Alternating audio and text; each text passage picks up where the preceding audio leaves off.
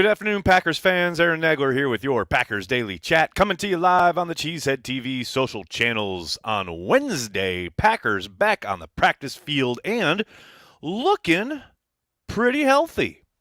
Quay Walker was back. You got two new dudes on the practice squad, including James Robinson, who was out there practicing today, and, of course, of most import, Aaron Jones out there running around. So we obviously have no clue how much they're doing when it comes to the team stuff. These guys who will undoubtedly be listed as limited in their participation, but getting them out there is great. Love to see it. Love to be at full strength, as full strength as you can be heading into the 7th week of the season. Clearly, the loss of David Bakhtiari looms large along the offensive line, but they're going to have to work it out. And they're running out of excuses as they get healthy post-bye week against one of the worst defenses, not only in the league this year, but in modern NFL history. So, yeah, we'll see what Matt LaFleur and company can gin up for this Sunday showdown. And I do love looking at the TV map where it's like, I would say like 90% of the country is going to see Chiefs-Chargers, and then like poor saps in just the Denver area and the Green Bay area, like they get Packers-Broncos. Oh, how far we've fallen, folks. Used to be the Packers who would be the wide swath across America that they'd be showing to the world, but no longer. Now it's, and we got Broncos-Packers for you. Hey, man, it's up to the Packers to turn it around, and hopefully that begins on Sunday afternoon. Let's give a shout-out to our good friends, and I do emphasize good friends, over at Firecracker Farm. You know what the drill is. Spice up your game with Firecracker Farm's amazing hot salt. Everything is better with hot salt. What is it? It's sea salt infused with ghost, reaper, and scorpion pepper. It's great for grilling, dips, in cocktails, you name it. Who makes it? It's a family brand made by hand in small batches, not in a factory. And right now, Firecracker Farm is offering a 20% discount for Cheesehead TV viewers and listeners. So go ahead, go to firecracker.farm now. Place your order and get ready to spice up your game. Don't forget to use CHTV at checkout for 20% off. That's firecracker.farm. Promo code CHTV for 20% off. Do it, folks. And while I'm promoting stuff here, because, hell, it is my channel. I can do whatever the hell I want with it. I want to give a shout-out to my good friend and co-founder, Corey Banky, who's going to be appearing in the inaugural season of Lost In on Destination America tomorrow night, Thursday night, Destination America, 8 p.m., Check it out. Welcome to Lost In. We're in Green Bay, Wisconsin, also known as Titletown, for its love of football. Some of the most famous games that have ever been played at this field. And its beloved green and gold. We visit historic Lambeau Field and hit up a tailgate with beer, brats, and something called Booyah. Dude, that is good. Browse the enormous local farmers market. People show up by the tens of thousands. And tackle an amusement park right on the shore of Green Bay. So get ready to explore. We're sailing off into the sunset. Well, it's still morning. Get ready to eat. I'm going in, man. Dude. Woo! And get ready to experience Green Bay. You guys want to do it one more time? This place is amazing. I mean, I love everything about that, including Bay Beach being featured. But I will say, the woman saying people by the tens of thousands showing up to the Green Bay Farmers Market. All right, slow down. I've been to the Green Bay Farmers Market. Let's relax here for just a second. But it will be fun to watch Corey Banky throwing down, representing Green Bay, Lost In on Destination America, 8 p.m. Eastern, Thursday night. Hope you guys can check it out. Hello to everybody in the comments section. So good to see you all. Hope you're all doing well. Soder's here. Of course, Soder's here. Reese starting with the very first chat of the day, saying the Packers are the green and gold. Need to have the green before the gold. Very interested in see what Matt LaFleur puts on film this week. That's pretty deep, man. That's some pretty deep stuff. And I will agree, I am very, very, very, very interested to see how they look, especially coming out the gate on Sunday afternoon. Here's the other thing. Like, we've talked a lot here over the course of the last week or so during the bye and the early part of this week about, you know, having to start faster and how poor they've looked in the first half of these games. But something that hasn't really been talked about a whole lot that I've seen is how poorly Matt's teams have fared when they travel west.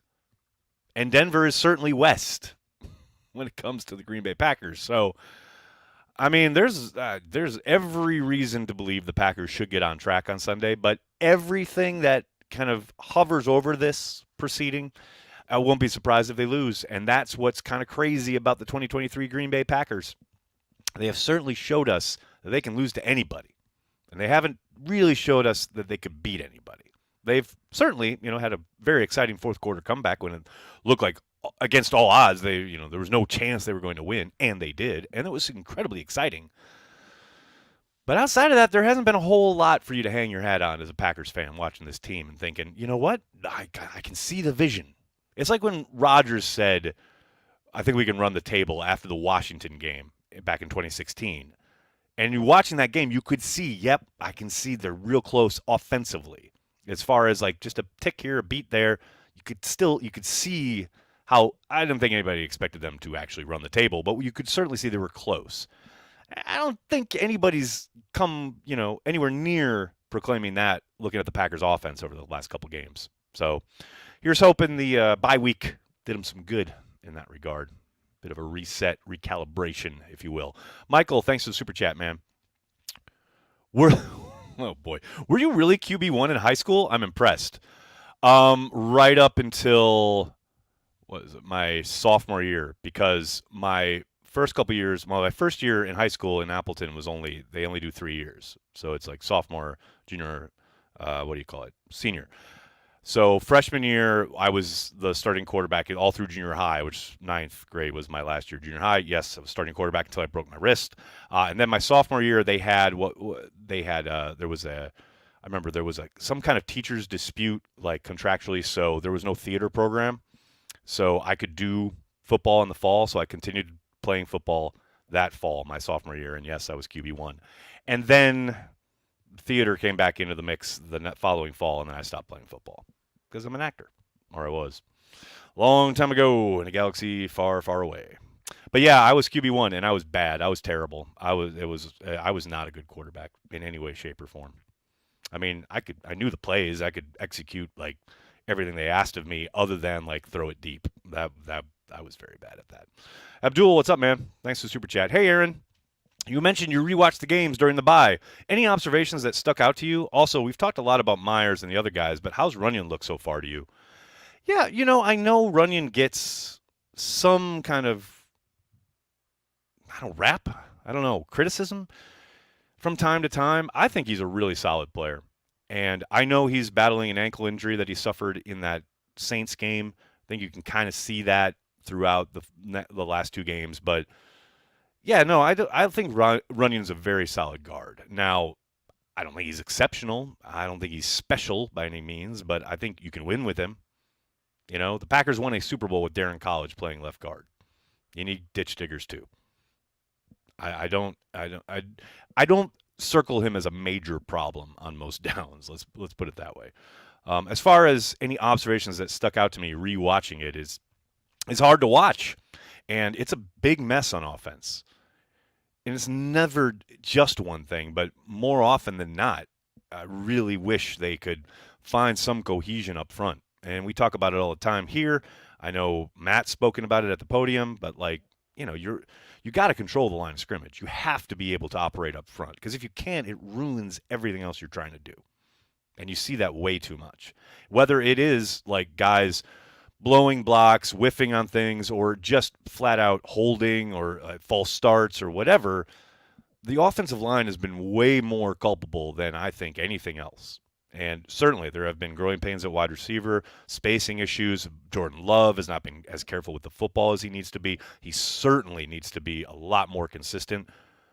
But I think most of that pales in comparison to needing the offensive line to get on track. And again, hopefully, coming out of the bye week, they've got a plan. Here's hoping. But to me, that's the number one thing. Luke, thanks for the super chat, man. The best thing about the Carry the G commercial is it reminds me of Tyler's microphone situation during 2020 Cheesehead TV HR when he had his lounge voice. That's a deep pull right there, man. Yes, he definitely has.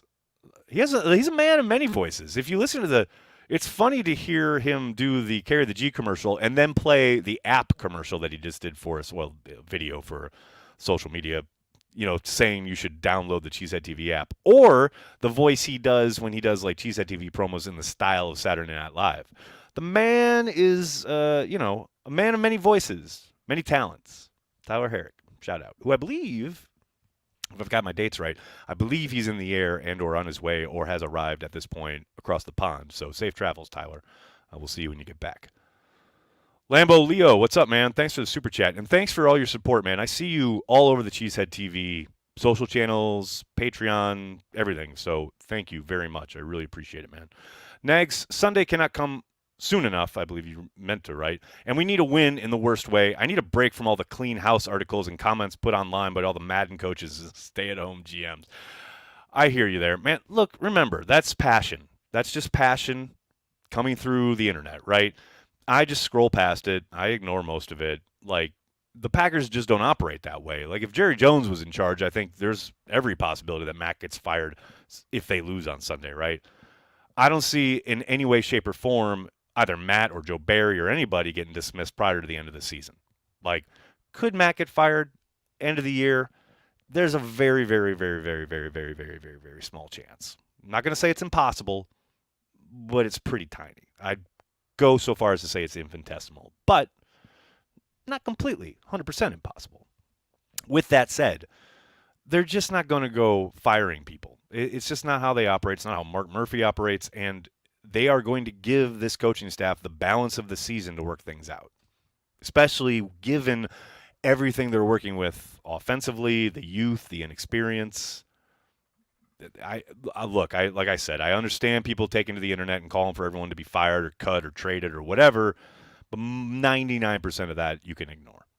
It's just people expressing their passion for the Packers, which I get and I understand and I totally appreciate. Obviously, if there wasn't passion for the Packers, Cheesehead TV wouldn't exist. So I'm down with it. I understand people want action. They want to see a winning football team as opposed to a fucking football team that can't get out of its own way. I'm down with it. I understand it. But again, that's not how this franchise operates. So I'll pretty much just ignore it. Menace, what's up, man? Thanks for the super chat. Better Green Bay team and who wins head-to-head? 2014 versus 2020. Oh, baby, what a good one. Didn't I get that? I think we talked about this last year. Or no, somebody asked about 2020 versus 96, which is, of course, 96 would mop 2020. But 2020 versus 2014 is good. That's a really good one. I'd probably give the nod to 2014.